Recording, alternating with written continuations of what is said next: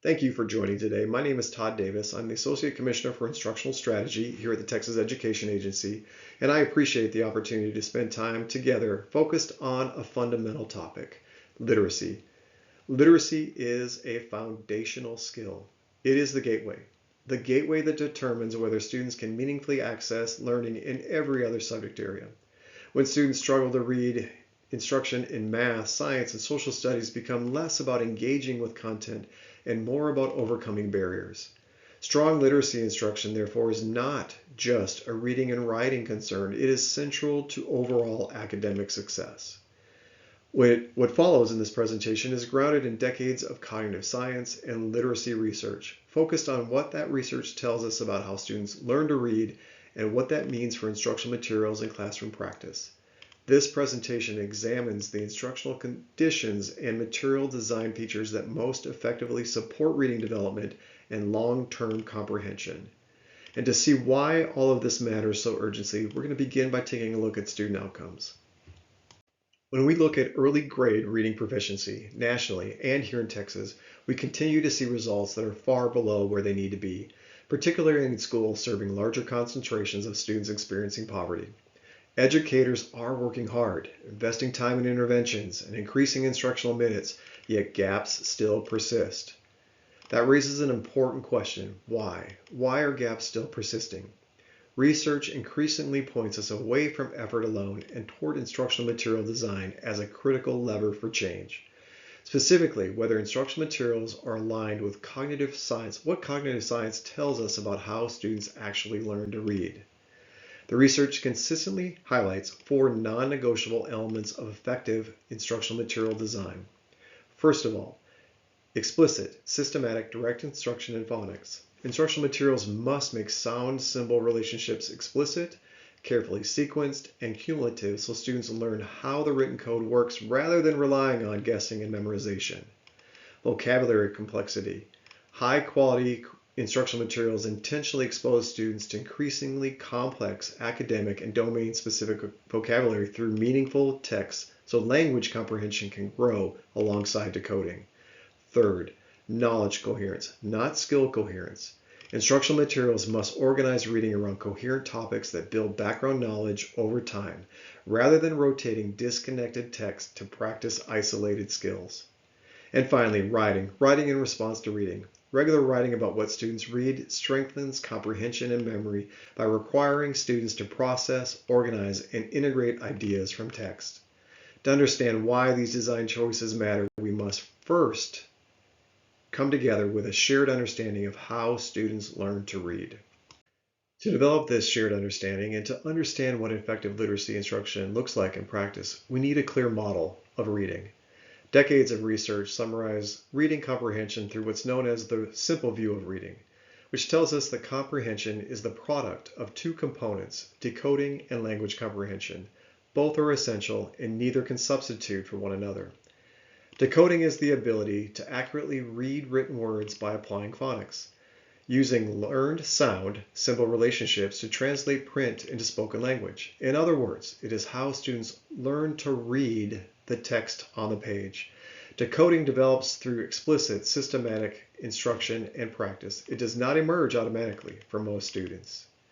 Language comprehension is the ability to understand spoken language, including vocabulary, background knowledge, and concept relations. This determines whether students can make meaning from the words once they are read. The key insight of the simple view of reading is that these two components are distinct and develop differently and must be intentionally taught. If students struggle with decoding, they cannot access the text. If they lack language comprehension, they may read fluently, but still not understand what it is they're reading. High-quality instructional materials explicitly and systematically develop both decoding and language comprehension, ensuring students can accurately read text and deeply understand its meaning.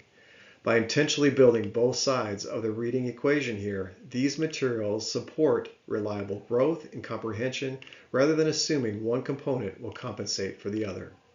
Now let's dig into this equation a little bit deeper and start by looking at decoding and what effective instruction requires. To begin our discussion on phonics, we put ourselves in the position of a student who has not yet mastered phonics. A student who is experiencing this passage, at first glance, the sentences may look familiar. The spacing, the punctuation, maybe the overall structure signal that it is written language. But without phonics knowledge, the individual words cannot be decoded. Even though some letters may look recognizable, the text itself is essentially meaningless. This is what reading feels like to students who have not developed decoding skills. They simply cannot access the words on the page. They are attempting to solve a code.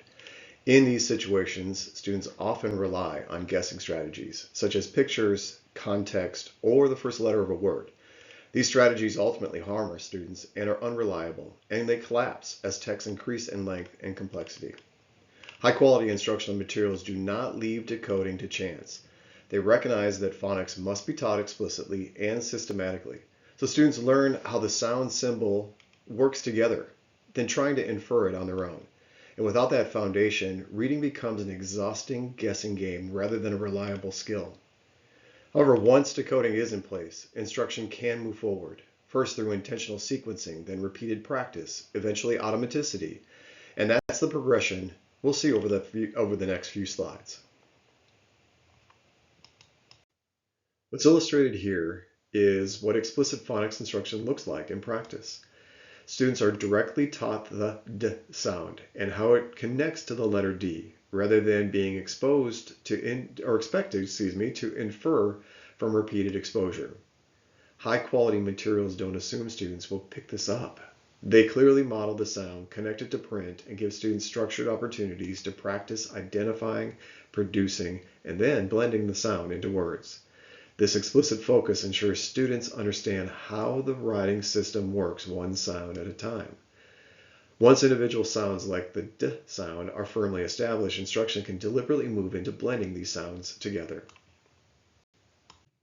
The next step in systematic phonics instruction is blending sounds together, such as D, dra. Once students have learned individual sounds, high-quality materials deliberately teach them how to combine those sounds to read words, rather than treating blending as implicit or automatic.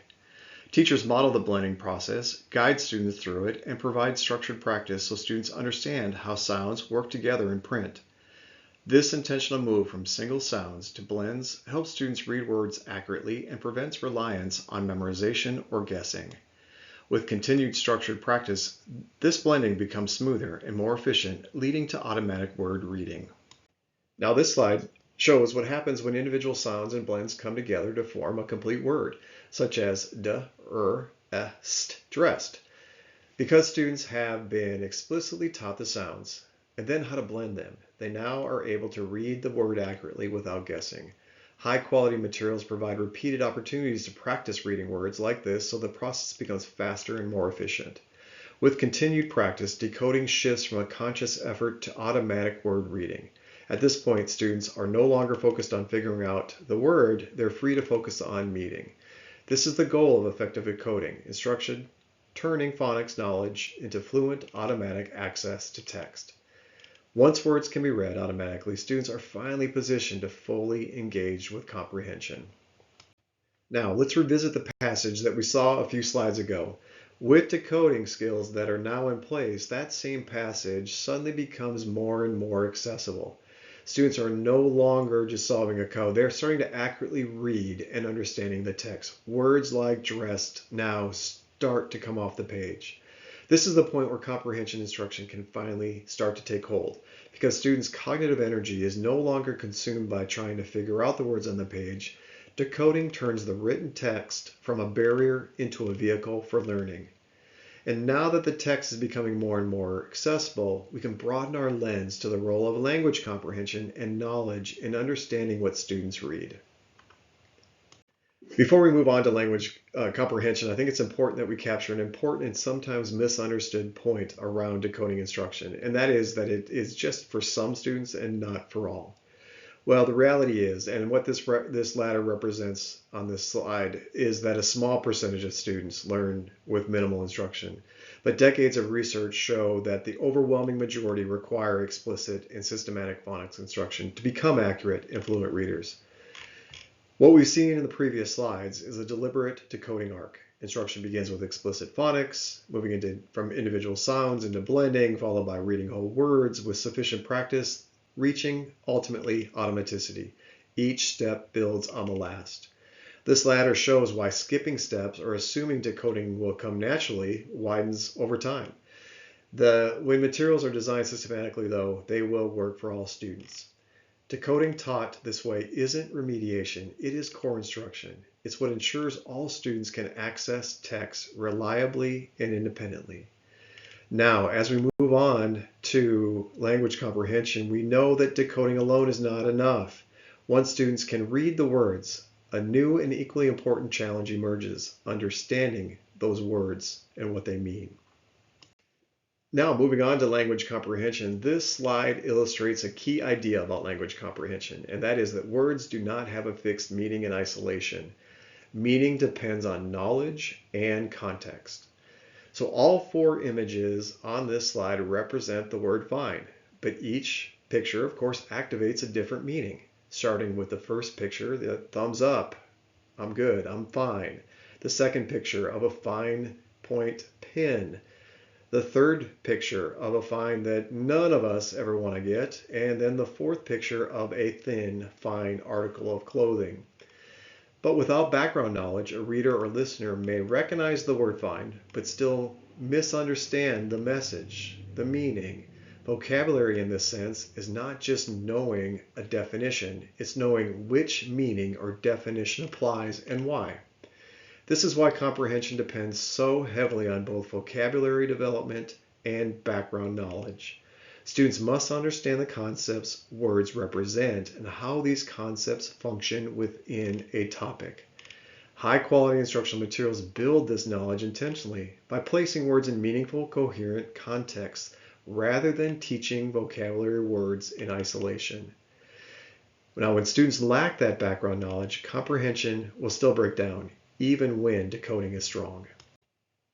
Now, our previous slide showed us that even a familiar word like fine can mean very different things depending on the context. That same idea carries forward here. So I'd like for you to take a moment and read the passage that is on the screen.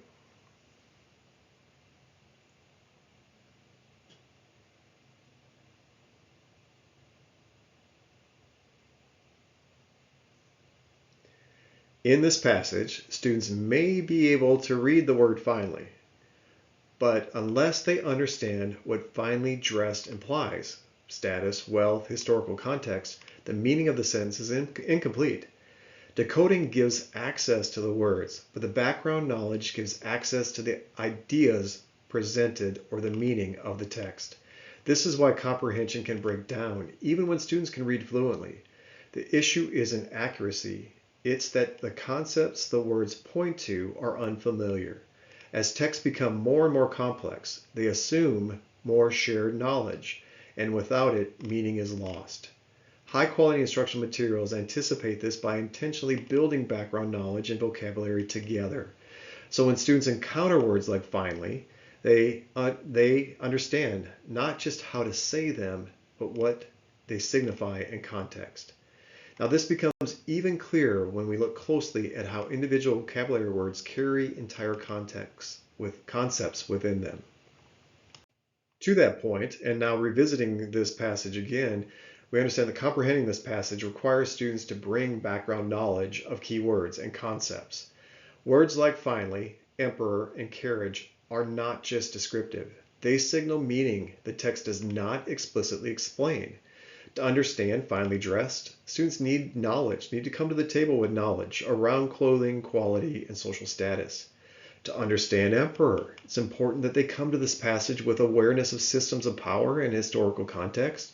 And then finally, to understand carriage, they need familiarity with how people traveled and displayed wealth in earlier time periods.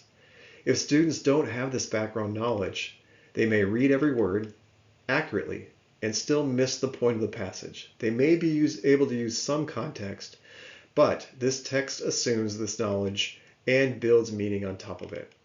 This is why vocabulary instruction cannot stop at definitions or pronunciation. These words function as entry points to larger ideas, and comprehension depends on whether students can access those ideas while reading. High-quality instructional materials, they anticipate this demand by building vocabulary within coherent, knowledge-rich content, sequenced content. So when students encounter words like finally, emperor, and carriage, they understand not just what the words say, but what they represent. This is how knowledge enables comprehension. This is how knowledge unlocks meaning of text, and why vocabulary is so central, not supplemental, to reading success. Now, research has consistently shown that how powerful background knowledge is in shaping comprehension. Up to this point, we've seen why background knowledge and vocabulary matter so much for comprehension. This slide shows us that this isn't just theory, it's demonstrated clearly in research. What is outlined on this slide is what is now known as the baseball study. Researchers set out to test a central question. When students read, what matters more for comprehension? General reading skill or knowledge of the topic? To answer that, they designed a study that intentionally separated the two. The goal was not to test decoding, but to isolate the role of background knowledge in making sense of text. And as you can see on this slide, the way the study was organized. Students of varying ability in reading and students of varying knowledge of baseball were handed the same story covering half of an inning made up of baseball and were asked to reenact it. This is the passage students were asked to read. So please take a moment and read through this passage yourself.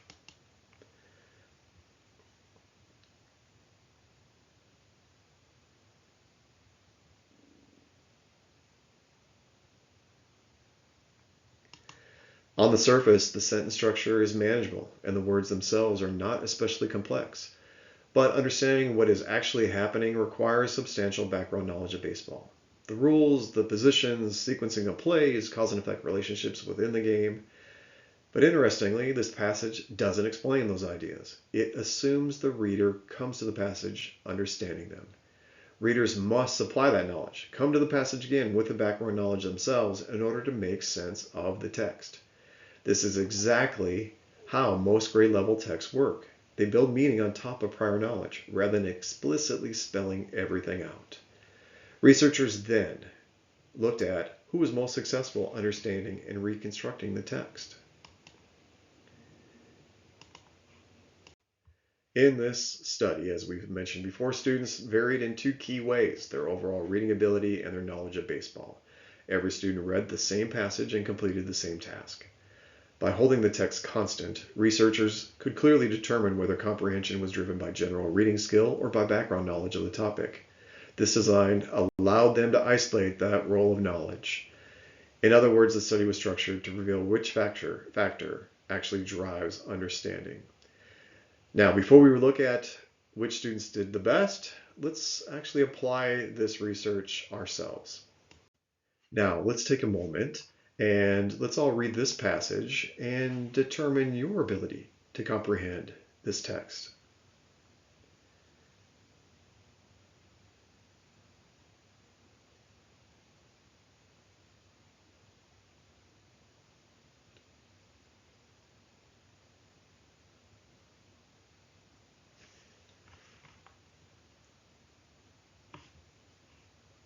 If you have background knowledge on cricket, then you would know that this passage is describing a cricket game. But even strong readers struggle.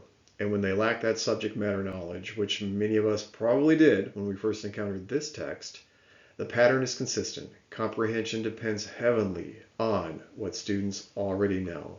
And that then now brings us to a very important conclusion. The researchers of the baseball study, their findings revealed a clear relationship between background knowledge and comprehension. The students who comprehended the passages the best were not necessarily the strongest readers overall. They were the students with the strongest background knowledge of the topic baseball. Students with weaker general reading skills but strong topic knowledge still outperformed stronger readers who lacked that knowledge. These results reinforce a core truth about reading comprehension. Decoding is essential and provides access to the text, but it is knowledge that determines the meaning. And as texts become more complex and assume more background knowledge, comprehension gaps will widen when the knowledge is not intentionally developed through instructional materials. So what we've discussed so far is that students must be able to decode. We know that to be able to accurately read words on a page, students must be provided explicit and systematic phonics instruction. But decoding alone is not enough. We know that now reading comprehension depends just as heavily on language comprehension, which is driven by vocabulary and background knowledge built over time. What we've seen also is that strong instructional materials do not choose between these priorities. They are intentionally designed to develop both sides of the reading equation so students can access text and make sense of it. But this brings us to a really critical question. What does that mean for vocabulary that students encounter in instructional materials? We know that vocabulary is central to building knowledge and comprehension. Therefore, then the complexity and the quality of the words students read matters deeply. But let's now look more closely at how vocabulary complexity shows up or fails to show up in commonly used instructional materials. So we're going to begin by taking a look at a first grade read aloud that's taken from a highly used set of instructional materials. This example illustrates when instructional materials focus almost exclusively on Tier 1 vocabulary. Tier 1 vocabulary are everyday words. They're the words that students already know. They came to the lesson already knowing. Words like party and next and Monday. When Tier 1 words are the sole focus, the instructional materials provide little opportunities for students to expand their language or background knowledge. While Tier 1 words are necessary, they are not sufficient for understanding more complex texts and ideas. As students progress through learning, they will routinely encounter academic texts that rely heavily on Tier 2, which are the general academic terms, or Tier 3 words, which are domain or content-specific vocabulary. These are words that carry precise meaning, represent concepts, and connect ideas across other content areas. So instructional materials that focus on only Tier 1 vocabulary will limit students' regular exposure to these words. Students' comprehension and learning is weakened, and even when decoding is strong. Limiting instruction to Tier 1 vocabulary may also make texts appear more accessible in the moment, but does not support growth, and students leave the lesson with the same vocabulary they entered with, and opportunities to build language and knowledge are lost. Now, from here, let's look more closely at what purposeful vocabulary complexity actually looks like in a strong set of instructional materials. Now, this is an example of a first grade read aloud that shows us what high quality instructional materials do differently. When you take a moment here to look at this text and compare it back to the text that we read in the previous slide, you will see that the complexity of the vocabulary varies significantly. That what this high quality instructional material does is addresses this intentionally by increasing specifically vocabulary through the addition of Tier 2 and Tier 3 words. This particular passage, the Tier 2 vocabulary includes, of course, general academic words that appear across all subjects, but are very, very important for students to understand the context of this passage and other passages in other content areas. Words like built, underneath, and attached. They're essential for understanding the complex texts and ideas. Also, you'll see here represented in this passage are Domain 3, content-specific words. Words like skeleton, joints, and muscles. These terms carry critical meaning within the particular topic and discipline represented here. High-quality instructional materials do not simplify language to make text more accessible. Instead, they provide the supports for students in engaging with complex vocabulary in a meaningful and contextualized way, allowing language and knowledge to grow together. Vocabulary complexity, it's not enrichment or acceleration. It is a core design feature of instructional materials that aim to prepare students for increasingly complex text, ideas, and content across subjects. However, when high-quality instructional materials are not provided and existing materials lack a focus on building knowledge and do not provide access to on-grade-level complex vocabulary, instruction often looks very different. Students and teachers, they're working hard, and many students may appear successful by the indicators that we typically use, like completing assignments or participating in class, and maybe even earning A's and B's. However, the research shows that these typical indicators do not always reflect growth in underlying proficiency. As documented in a large nationwide research study, students often do exactly what the school asks of them and still leave the classrooms without consistent access to grade level work, complex language, or opportunities to build knowledge. Grades may remain even high when learning remains shallow. TEA replicated this study, and the replicated analysis shows nearly the same pattern. When students are routinely given simplified or below grade level assignments with limited vocabulary and content demand, short-term performance may look satisfactory, but readiness for more complex texts and expectations does not improve. Because this misalignment develops gradually, it often goes unnoticed in real time. The gap frequently becomes visible only later when students encounter more demanding coursework, assessments, or post-secondary expectations. This issue is not effort or intention, it is that students were not consistently given the opportunity to engage with knowledge-building, grade-level work, making lost learning difficult to recover. Vocabulary is how knowledge shows up in the text and instructional materials. When students regularly encounter rich, meaningful words, they build the concepts needed to understand what they read. But vocabulary growth is strongest when words are encountered within coherently sequenced, content-related texts. When topics connect and build over time, students revisit concepts, deepen understanding, and expand vocabulary and context. This coherence is what allows comprehension and vocabulary to grow together, rather than in isolated lessons. So now let's look next at how coherent sequencing of content-related text supports sustained comprehension and vocabulary growth. This illustrates the key differences between skill-based unit organization and coherently sequenced content-focused units. In a skill-based approach, unit topics often shift quickly. One week focusing on a reading skill like identifying main idea, the next on a different skill with an unrelated text. While students practice the skill, the content resets each time, limiting opportunities to build knowledge or deepen vocabulary in a meaningful way. In contrast, coherently sequenced content-related units organize multiple texts around a shared topic or idea. As students read, they revisit concepts, encounter related vocabulary across texts, and deepen understanding over time.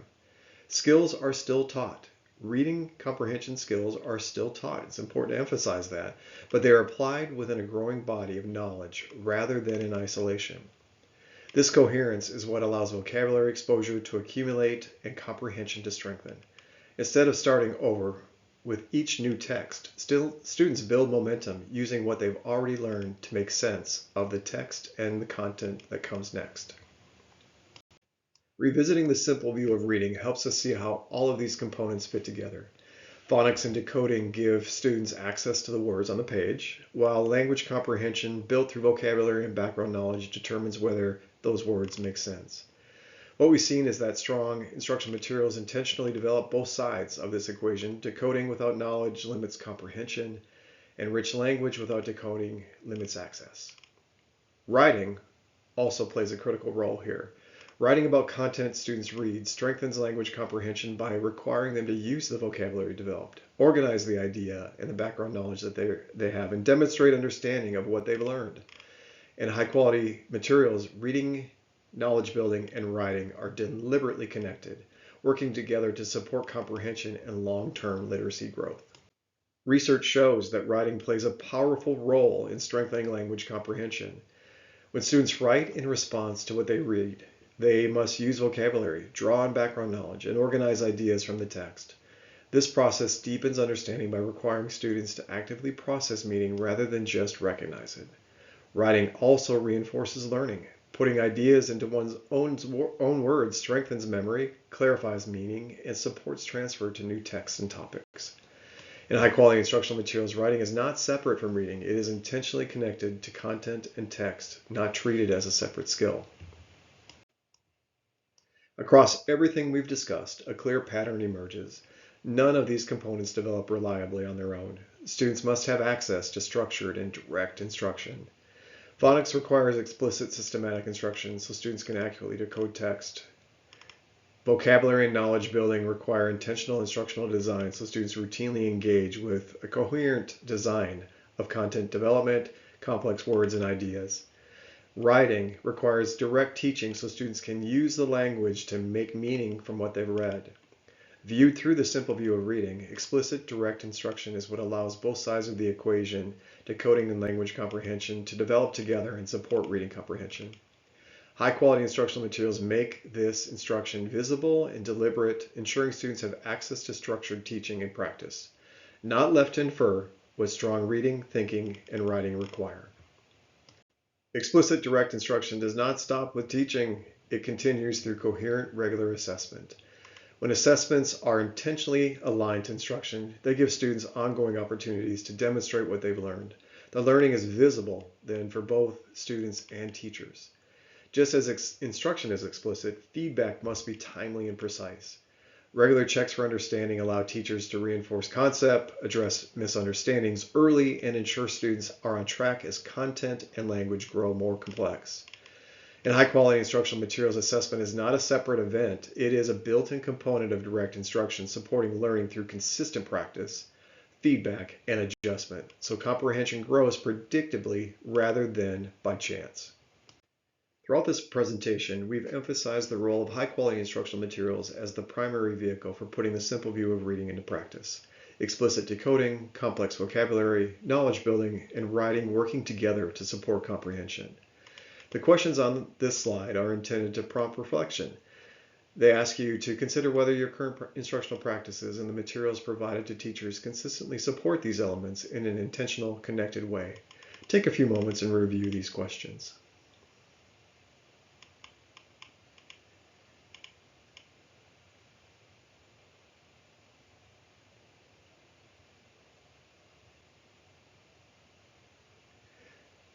Now again, these questions are intended to support informed decisions about whether the current materials and instructional practices are providing students with consistent access to the instruction and opportunities required for strong reading comprehension, or whether changes are needed.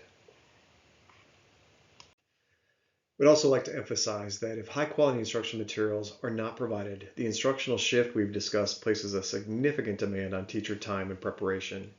Without robust, well-designed materials, consistent high-quality instruction is difficult to sustain. As research has shown here, the rigor of instruction can vary widely across classrooms, not because of the differences in teacher effort or commitment, but because the design work is difficult and shouldn't be left solely to individual teachers. This information on the slide illustrates the demands this places on teachers' time and planning. The absence of high-quality instructional materials doesn't just affect student learning, it increases the burden on teachers and makes equitable access to effective instruction harder to achieve at scale. House Bill 1605, passed during the 88th Texas Legislature, addresses these challenges by strengthening instructional materials review, increasing parent transparency, protecting teacher time, and expanding access to high-quality resources. Central to this work is the Instructional Materials Review and Approval process, which establishes a clear criteria to define, review, and approve high-quality instructional materials through a transparent statewide process governed by the State Board of Education. By shifting the work of instructional materials design into vetted, coherent materials, EMR will reduce the planning burden on teachers and support more consistent, high-quality instruction across classrooms, while allowing districts to retain control over local decisions. House Bill 1605 also tasked TEA with developing state-owned open education resource instructional materials that are subject to approval by the State Board of Education. These materials are now known as Bluebonnet Learning Instructional Materials. Under 1605, the EMR process, the Instructional Materials Review and Approval process, established clear criteria for high-quality instructional materials, including the requirement that materials cover 100% of the Texas Essential Knowledge and Skills, or the TEKS, in order to be approved. Bluebonnet Learning materials have been reviewed and approved through the EMR process and do meet the requirement for full TEKS coverage. As state-developed, SBO-approved materials, they are designed to provide districts with coherent, standards-aligned options for high-quality instructional materials.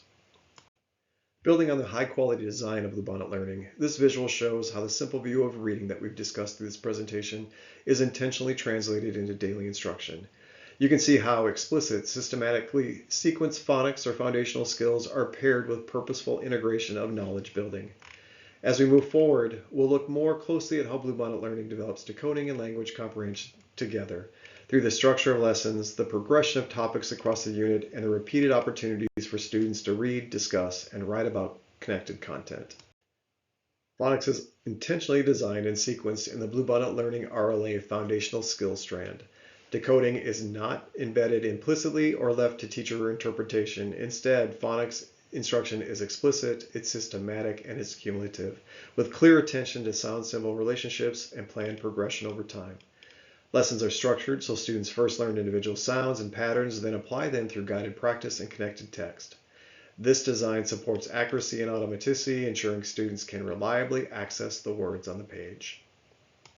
Explicit practice with handwriting and letter formation is one component of the foundational skills strand. As you can see here in Kindergarten Skills Unit 9, the teacher guide is on the left and provides the teacher with explicit guidance on appropriate strokes and the order for letter formation, and provides students an opportunity to apply their learning with the student activity book, which is on the right.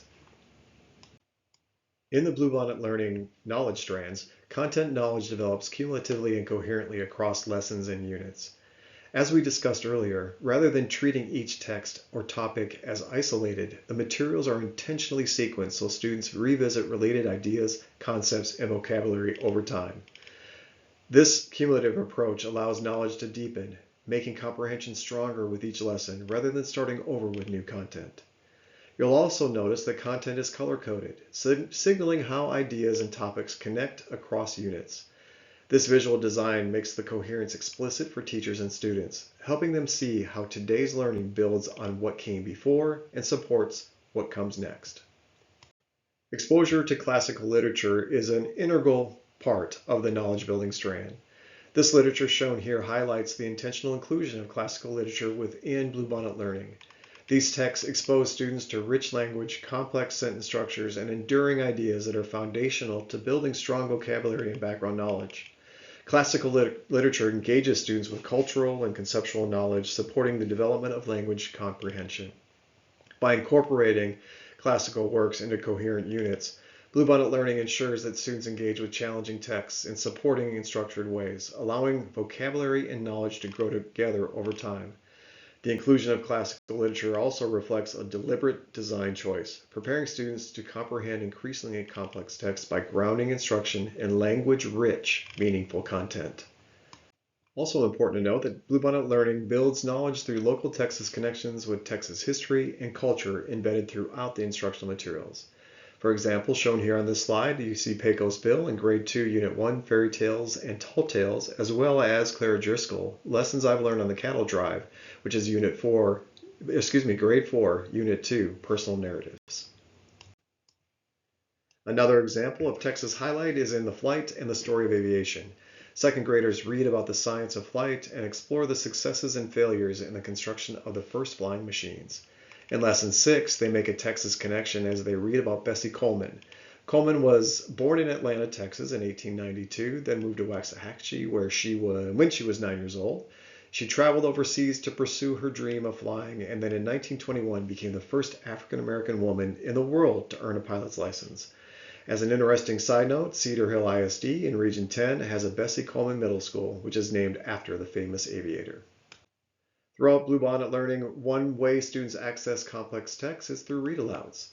Text complexity is addressed through the knowledge strands. In grades K through 2, students are exposed to complex text through read-alouds. This allows them to use their listening comprehension skills to build vocabulary and background knowledge while they're practicing decoding in their standalone skill lessons. Another example of Texas connection is in Grade 2, Unit 9, Land of Opportunity. Students read about the Hernandez family, who immigrated from Mexico to San Antonio in the early 1900s. Students also make science connections in upper elementary. In Grade 4, Unit 8, Geology, This Rock You're Standing On, students learn about the theory of plate tectonics and how it explains the presence of volcanoes, mountains, and underwater trenches, ridges, and other geological features. As they read complex texts, they study geological processes like rock formation, weathering, and erosion to understand how the Earth changes over time. Here we see how foundational stories from Western civilization serve an important cultural and literary role. Each text introduces students to meaningful content, people, events, perspectives, or traditions that expands what students know about the world. This knowledge directly supports comprehension by providing context for new vocabulary, ideas, and themes students will encounter in later texts. Exposure to these stories builds shared reference points that make future reading more comprehensible and support students' ability to engage with increasingly complex text. As part of its focus on building connected knowledge to improve reading comprehension, it's important to note that some lessons in Bluebonnet Learning Reading Language Arts include religious source material to provide important background knowledge for students. Before we look at examples of religious source material in Bluebonnet Learning, RLA, please take a few moments and read this explanation of the importance of these materials from the Program and Implementation Guide.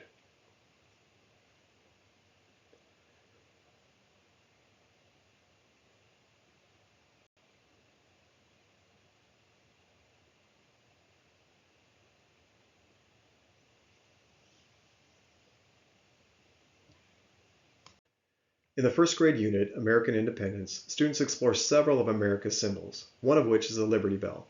In selecting the inscription for the Liberty Bell, students learn that the Founding Fathers chose the phrase, "Proclaim liberty throughout all the land unto all the inhabitants thereof," which is a reference to the Old Testament and the story of the Hebrew people. In kindergarten, stories like King Solomon introduce ideas of fairness, leadership, and decision-making. Even at this early age, students are building conceptual frameworks that will support future comprehension. In kindergarten, the story of Mansa Musa introduces students to African history, geography, and trade networks, expanding their understanding of the world. This early exposure ensures that all students gain access to important global knowledge and history that support comprehension of future texts. As an upper elementary example, in the 5th grade unit, Juneteenth and Beyond, students read excerpts from Dr. Martin Luther King's letter from a Birmingham jail. In Dr. King's letter, he connects civil disobedience to the story of Shadrach, Meshach, and Abednego. To build the knowledge needed to understand Dr. King's biblical allusion, in day 2 of the lesson, students read a short text called References from Daniel to understand the gist of the Shadrach, Meshach, and Abednego story. Students then come back to Dr. King's letter and conduct an independent closed read, making deeper connections with Dr. King's message based on their new knowledge. To extend learning and engagement in the content, family support letters are provided with every unit in Bluebonnet Learning. These letters explain what students are learning and why it matters. In addition, they include conversation starters that families can use to extend the knowledge building beyond the classroom. When families are informed and understand the content, they can reinforce learning through conversation and engagement, strengthening retention and comprehension. This slide highlights Lubbock ISD as an example of how these instructional design principles translate into classroom practice, as you can see from the results demonstrated here. Lubbock ISD's experience with piloting Bluebonnet Learning helps illustrate what it means to move to a more coherent, knowledge-building approach to literacy by using materials intentionally designed around explicit instruction, coherent content sequencing, and integrating reading and writing. The district is working to make strong literacy practices more consistent across all classrooms. Ultimately, the impact of instructional materials is shaped by local implementation decisions.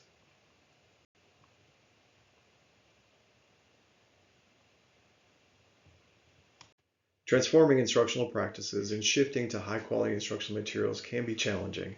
Leadership and Instructional Foundations for Texas, LIFT, is a TEA grant-funded multi-year program designed to support districts in adopting and implementing high-quality instructional materials, including Bluebonnet Learning.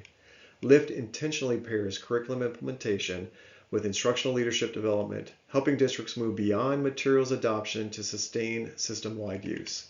Through a needs assessment and phase support, LIFT focuses on strengthening lesson design, observation feedback, and instructional coherence. Support from the LIFT grant has multiple benefits and may include professional learning, planning assistance, and as mentioned, implementation guidance, all aligned to the implementation of Bluebonnet Learning. Also outlined here is how LIFT resources scale based on district size and context. The funding structures for LIFT are a part of a broader funding landscape.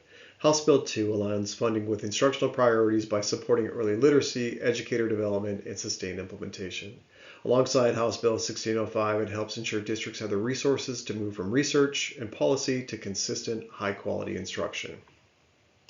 The research is clear. Literacy improves when instructional materials align with how students learn. Building decoding and knowledge is not optional, it's essential. The choices districts make about materials shape long-term outcomes. Literacy is not just a subject, it is a gateway for all learning. And when we design and select instructional materials grounded in research, we expand opportunity for every student. Thank you for being a part of this presentation today and allowing us to share this information with you.